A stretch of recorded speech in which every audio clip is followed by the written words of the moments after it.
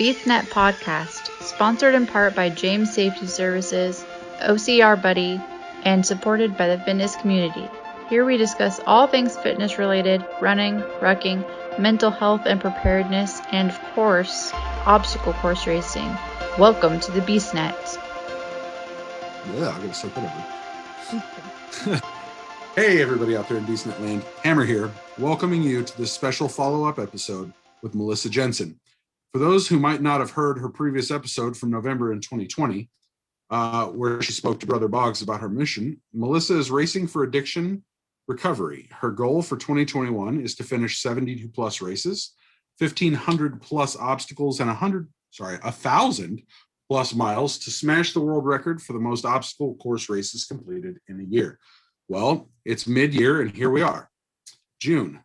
Whew, time, it flies by. It's time to check in with Melissa and see how her goal's coming along. So welcome back to the show. How are you? Hi, I'm great. Thank you for asking. How are you? Fantastic. Loving this beautiful rainy / sunny Pacific Northwest weather up here. So if you don't mind, before we start, I'd kind of like to take a minute to get listeners kind of reacquainted with your story. Okay. So I am a recovering addict. I have been clean now. August 15th will be 6 years. So wow, congratulations. Yeah, thank you. So this is something I'm extremely passionate about. For so many years, I was, had all these addictions, and I didn't see the light at the end of the tunnel. I didn't know that there was a life that I could have outside of my addictions. And so now that I'm, living my actual best life, I want to be that light for somebody else. I want to help people understand that, yes, addiction is a disease and it's hard and it can seem impossible to escape, but there is a way out. And I just, like I said, I want to be that person for somebody else. Absolutely.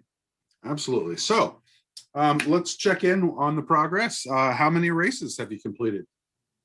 Okay, so we all know that 2020 was a nightmare and they canceled all kinds of races. Absolutely. This year's the first year I've done OCR in almost 2 years. Oh, wow. Yeah. Well, because of COVID, there's already been 23 races that have been canceled for me just from the beginning of the year. So my first race wasn't even until February. However, we restarted my year. So my year is going to start at April. And so it's going to go from April to April. Okay. And I'm at 17 races so far since April. And absolutely. Yeah. I mean, who said you had to do it January through December? I mean, it's I didn't. Exactly. Exactly. I mean, time is time. It doesn't have to be January 1st through December 31st. So I guess I would say I'm pretty adamant about that if you set a start date, it doesn't matter what time you're starting. It doesn't have to, like with people with like the New Year's resolutions, like, oh, January 1st, I'm going to start eating better.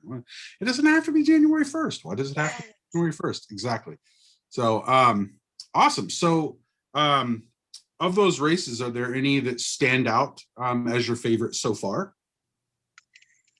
That's a tough one. So the Phoenix race was probably the most unique of all the races that I've done. Okay. The obstacles were probably the most challenging. Spartan races, they're always the same obstacles, which Spartan races are very challenging, don't get me wrong, but the Phoenix race might have been my favorite as far as challenging obstacles.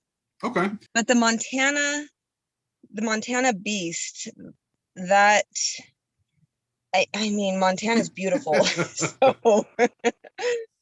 So that was probably the most scenic. Okay. Yeah. I actually, I was supposed to go to Montana. I think it was last year or 2019. I don't remember. It's been a while. Because I really wanted to do that one. I think it was 2019.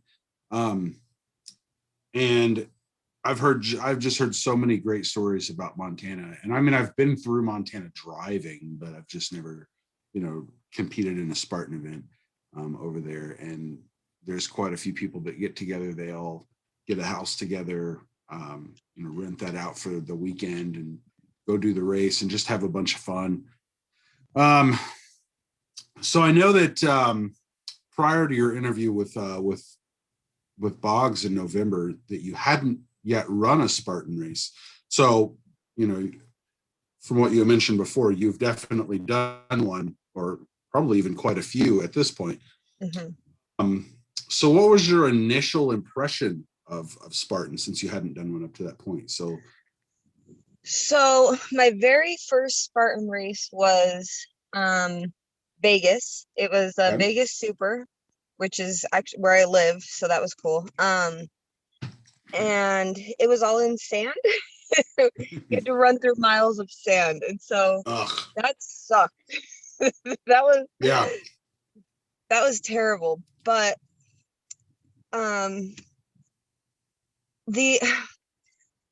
okay, so I did the Super on Saturday, and then I did the sprint on Sunday. Okay. And the first the Super was, like I said, the sand sucked.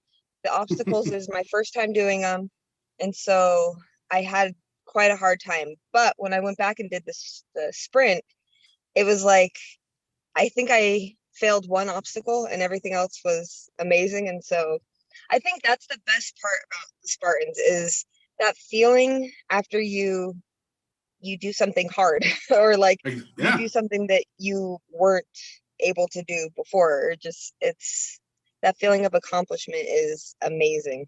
Yeah, exactly. I mean, I know that Don mentioned in the last interview with you that he had said that at one point starting out a 5K was an accomplishment, something to strive for us.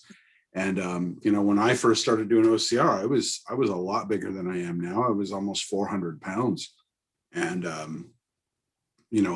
I haven't gotten down below 300 yet. But honestly, I'm 6'1", so for me, right at about 300 pounds, I'm not like super huge, but I'm not really in the, I guess I could just say I'm filled out, Yeah.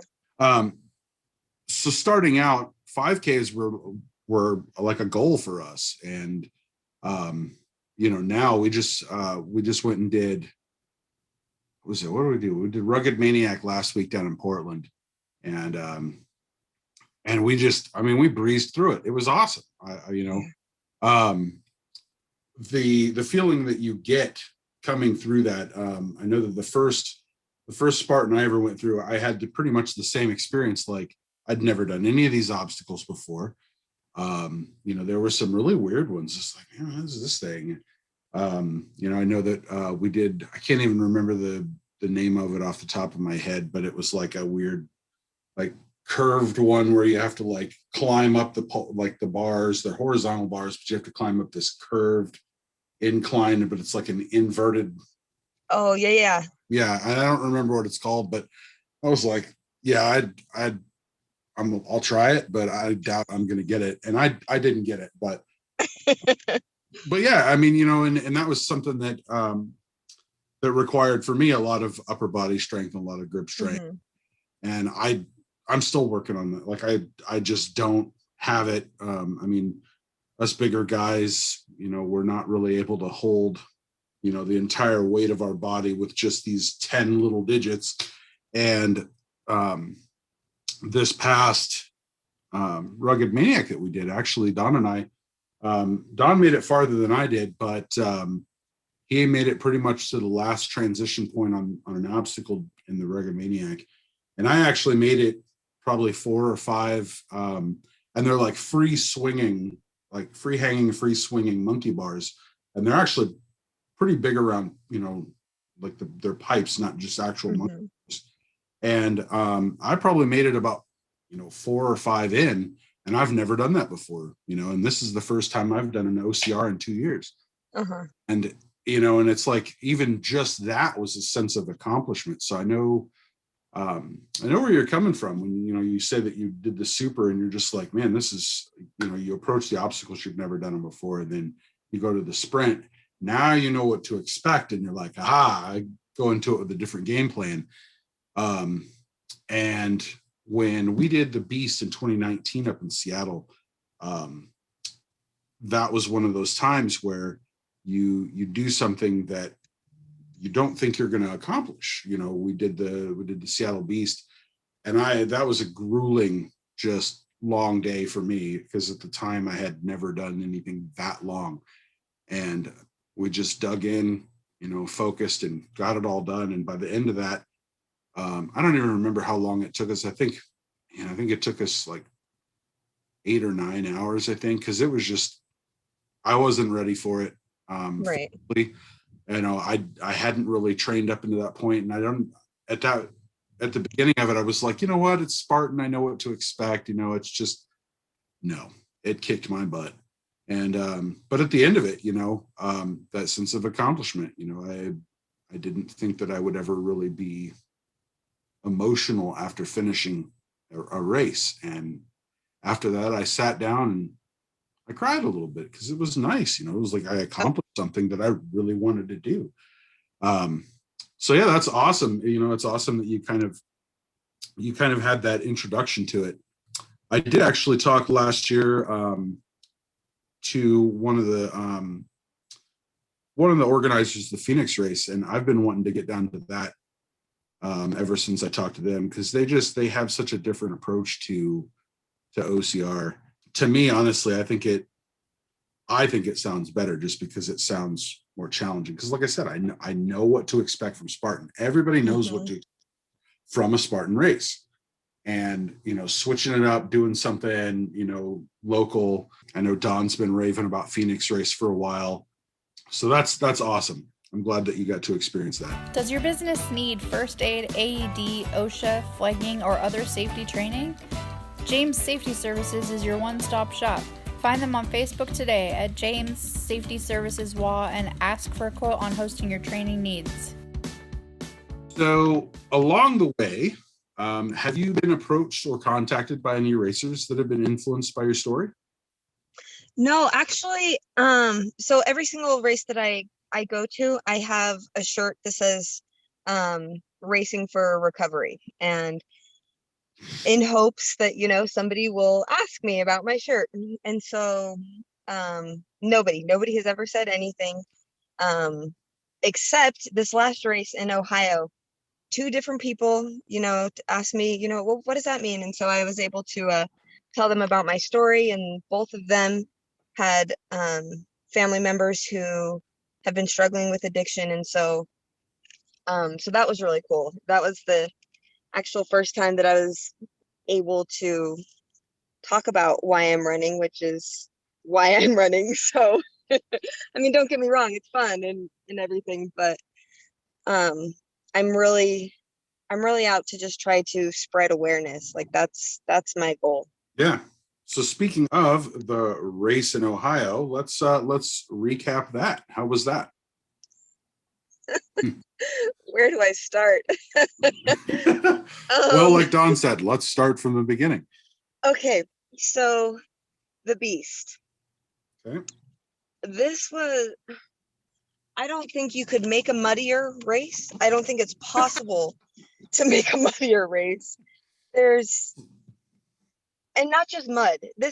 There were types of mud I didn't know existed, like clay and I don't know. It was brutal. Anytime that like you finally make it through the mud, you'll have like, I don't know, maybe 50 yards where you can kind of run and kind of get in a groove again, and then back to more mud where you're fighting to get your legs out of it because it's sucking you down. But yep. So yeah, that was brutal. I bet. It was sometimes I was like, I would say sometimes I wonder when going through certain mud obstacles, I'm like, did they just truck in like a special just batch of mud for this one spot? And I mean, sometimes it seems like that, because you get in it. We did gosh, I can't remember which race it was. I think it was the Super in 2019 in Seattle, where I actually lost one of my shoes. And mind you, these things were tied on super tight because I've been through mud races before, and I know that you get in there and they snatch your shoes off.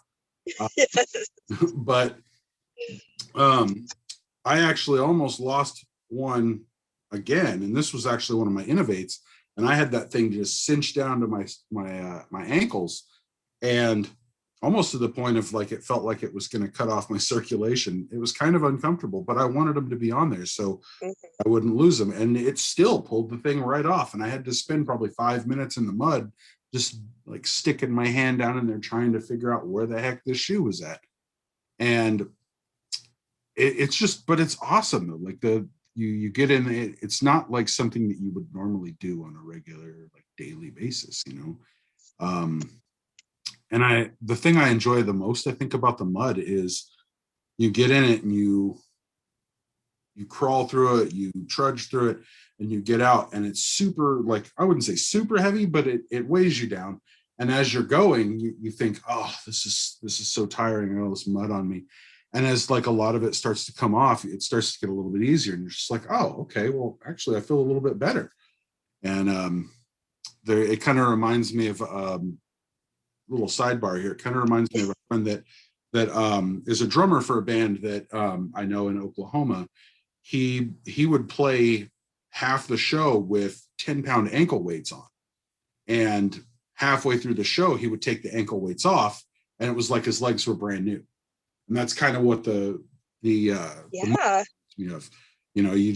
all this weight, and then you just you shake it all off, and then you realize, hey, it's really not that bad. I actually feel a little better. In your opinion, what has been probably the most challenging part of this mission? Just the cost of everything. So I do have like the Spartan season pass, but I have to fly everywhere and then stay in hotels, and so that's definitely the most challenging. And trying to work it in with my schedule, which that kind of is easier because I'm a personal trainer and I do a lot of online virtual training, so that's kind of helpful. But yeah, it gets pretty pricey. Oh, and then yeah. Flying back after just doing 3 races, leg cramps for days. Oh, yeah. See, and I don't do well because, like I said, I'm 6'1". I don't do well with that because I have to have leg room. So honestly, for me to relax on a flight back, I have to get like first class or something. So somewhere I have, or I have to get like an aisle seat where I can at least stretch out one leg. Yeah, because like you said, leg cramps for days, just ugh. So for those listening, Melissa does actually have a GoFundMe page if you'd like to support. You can get on GoFundMe and look for Racing for Addiction Recovery. You'll see it under Melissa Jensen. Also, we will include, the link is included to that in our episode description. So feel free to click on that, show a little bit of support, help her on her road to, crushing this world record for OCR races completed in 1 calendar year, not the one from January 1st to December 31st, but from April to April. Feel free to reach out to Melissa on social media as well and share some words of support. Every little bit helps. So know that you've got, you're at a family reunion, and I don't want to hold you up too long. So before we conclude, are there any words of encouragement, wisdom, or advice that you'd like to give our listeners or anyone in general? Yeah, for sure. I mean, just what I try to tell everyone is that there's help out there. There's always somebody who has been there or been through worse or just can help you get to where you want to be. Nobody needs to be so trapped in their addiction that they think that that's it, that there's no help, that there's like this is it. It's not it. It's not it. And there's a much better, happier, healthier life out there.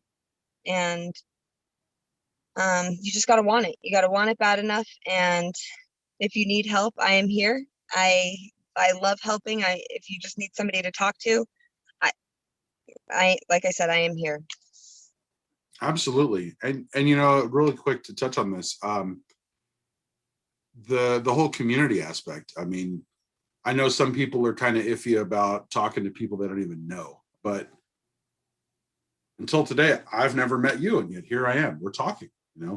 It's just that simple. I think sometimes for me, I think it's easier to reach out to people that I don't know than it is to reach out to people that I know, because the people that I know, I don't want them, like, there's this weird, like, I don't know if it's because I'm internalizing it or if it's just because of my upbringing, but there's a part of me that I don't want to show weakness to those that I'm familiar with, and I think that's something that I would say all of humanity instinctively struggles with. They don't want to be seen as, sorry, I had the hiccups. They don't want to be seen as having this weakness, and I've got a couple of friends who, have really picked themselves up over the past couple of years and really turned their lives around because they basically championed that weakness.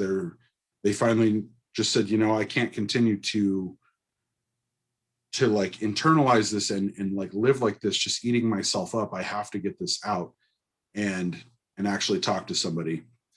So yeah, I love that, you're so willing to talk to, those that are struggling. I know Don talks to a lot of people as well. I do feel like it's a lot easier to talk to somebody that you don't know about these, because there are so many other people in the world that go through the same problems.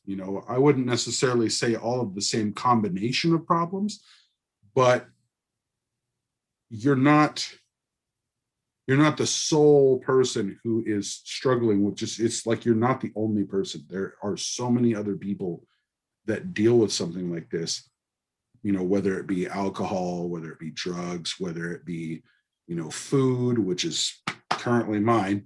It's all it's relative. There are so many others out there. And I know that that's a big thing. People think, nobody could possibly be going through the same thing I'm going through, but there are. Mm-hmm. And I've talked to people that I barely know. And, honestly, I'd say 9 times out of 10, they're the most helpful, because you realize that, they're going through the same things that you are. Whereas when you talk to somebody like that, I think sometimes they kind of try to take more of like, just a support type role, and they say, oh, you're doing great, and they want to kind of show you that they're there to support you, but I don't think sometimes they know how. Whereas, like I said, somebody that you don't know, it just, I don't know, for some reason it works better. I don't know really quite how to explain it. I'm at a loss for words, but I really do feel like talking with somebody that you don't know, that has, a similar experience, a similar background, really does help. So like Melissa said, if you're struggling with something, whether it be drug addiction or, alcohol addiction, anything, reach out. She's definitely willing to talk. I would love to see when we catch up later, I would love to see that there's been kind of an uptick in people that maybe reach out and encourage you, or maybe even reach out for advice. I would love to see that when we catch up in the future. Yeah. Awesome. Well, I won't take up too much more of your time. I really, before we go, I really want to say thank you so much for joining us, for sharing your story, your passion, and for helping us all become greater, better versions of ourselves. No, thank you. Thank you for helping me share my story. Absolutely. I mean, we'll definitely keep in touch, and we'll definitely like to see how it's going. Even if we don't do like an actual physical interview, even if it's just something like a text or a Facebook message or something on Instagram or whatever, we'll definitely reach out and see how you're doing and do what we can to encourage you on your way. Thank you so much. Well, Melissa, we can't wait to catch up with you again and find out the amazing details of this journey. Thank you. You're welcome. Have a great night. You as well. Thanks for listening to the BeastNet podcast. If you haven't done it yet, find us on Facebook, like and share the podcast. Give us a review on iTunes or Spotify. All these things will help to expand the show in the future. Don't forget to subscribe and let us know what you think and what you'd like to hear.